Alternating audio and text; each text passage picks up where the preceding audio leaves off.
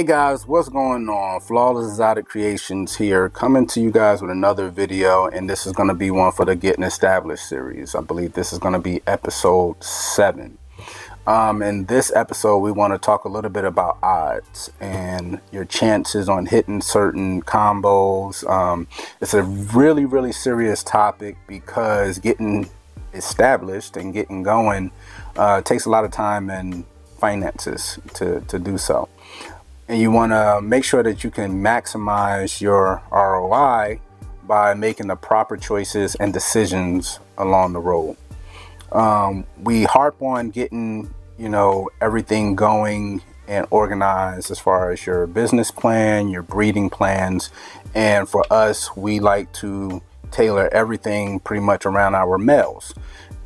Now, this can apply for all scales of business that you want to get into, as far as with the ball pythons, as well as crested geckos, if you want to go over to Flawless Crested Geckos and check us out over there. But this series of videos comes out pretty sporadically, but typically on today, which is Saturday, and you guys can check them out, go through the playlist, watch them one by one, and apply them as you see fit. So let's say, for instance, on a smaller scale, you've already, started your program, whatever your program may be. It could be clown, it could be pod, it could be a combination of the two, or other recessives, or no recessives at all. Whatever direction you decide to go in, make it your own lane. So you get your male, and you start acquiring your female. And your goal, let's talk about these females first.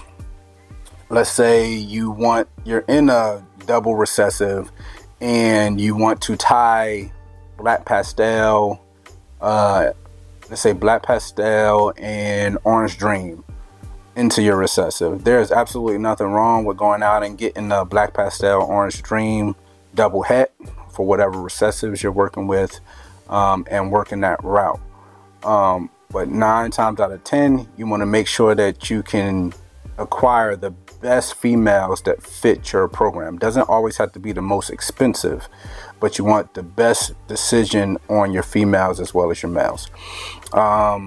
Hindsight being 2020, you also want to make sure that your male isn't necessarily a double het as well, because then you're playing that game where double het to double het. Yes, you will hit at some point.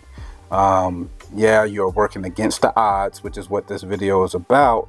But at the same time, where you may make cheaper decisions in the beginning of things, it will cost you later on, because everything that comes out of those pairings and breedings that's not visual is going to be pos het for whatever recessives are at play. And if you're now looking at that as being your byproduct and offering it up as available for sale, a lot of those animals, depending on what combos you hit, if you do not get them tested, will fall under being wholesale quality animals, meaning producing orange dream, for example, orange dream pos double het clown pod.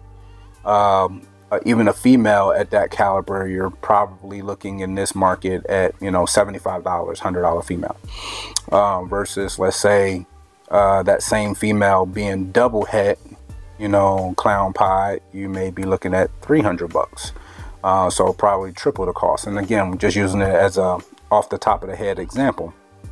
So it's very important that you make your decisions accordingly. A lot of the time we will go double visual on the male. That way you can utilize your females a lot better. Since females tend to cost more, you can still get that black pastel orange dream double het.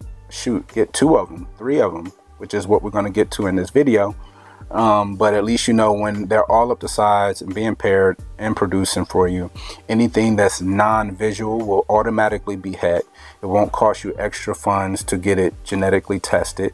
By the way, hit Charlie up for all your testing needs at Gray Rider Reptiles. But playing the odds is very important, especially when you have a powerful male like that. So you can go into the game, and if you really only want, let's say, 1 female and that's what you're going to run with, ideally, if you want to get your business and program off the ground, you should probably double or triple that. So your female should be looking like If you're doing a 1.1, probably should be doing a 1.3. In a perfect world for one program, honestly, you're really going to be wanting to look at a 2.5. Why would you do a 2.5? Check our Getting Established playlist, and we talked a little bit about it. You're going to need a backup male to your male to strengthen that program, just in case one of your males do not want to breed. Make sure all your females are carry maybe a different, line of genes in them that's going to mix into your overall game plan, your goal, but it puts you on line with that. And then you're also going to have certain males that decide not to breed to certain females. Therefore, now you can skip over them and go to the next female and see whichever female in that program he decides to take to. You'll be able to reap the reward from the production of those females, as well as increasing the odds of hitting that combo that you're after. So if you have, your double visual male and you're breeding them to your double het, or 3 of your double het females, and let's say all of them go for you, and you hit 2 or 3 double visuals with the certain combos, you have a better chance of hitting the odds of whatever your goal is as you increase your chances. So we came to this video because I see a lot of people either on YouTube or on Instagram where you build your whole collection around long odds, and there's nothing wrong with that.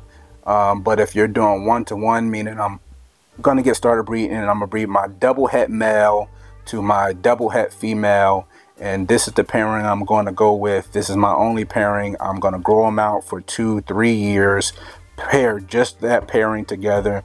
That pairing may not even produce anything at all. So here it is, you're going into year 4. You breed them again in year 4. That one pairing you got going, let's say it produces and you get all hets, or you get a low egg count for that clutch. Again, you kind of set yourself up for failure from the very beginning. There's nothing wrong with doing het to het, double het to double het, but you want to increase your odds with the amount of females that you're going to be adding to that male. Reason, again, you will want to step up the genes on your male side is because at the same time you're chasing a goal for your holdback animal to up your program, you still have to be conscious on what you're going to do with the byproduct of all the snakes that you end up missing the eyes on, all the snakes that are going to be 66% double het. Whether you're going to take however many snakes and get them genetically tested for both genes that's in play, all that's going to be finances that need to be dumped into your program, into your business, on the back end of things rather than on the front side of things. So you're going to spend the money one way or the other, or you're going to end up pretty much giving away your byproduct pretty much as wholesale at the end of the things. But hopefully this video has been extremely helpful for you. If it has, hit the thumbs up button, subscribe, hit the notification bell. It's Will, Flawless Exotic Creations. We out.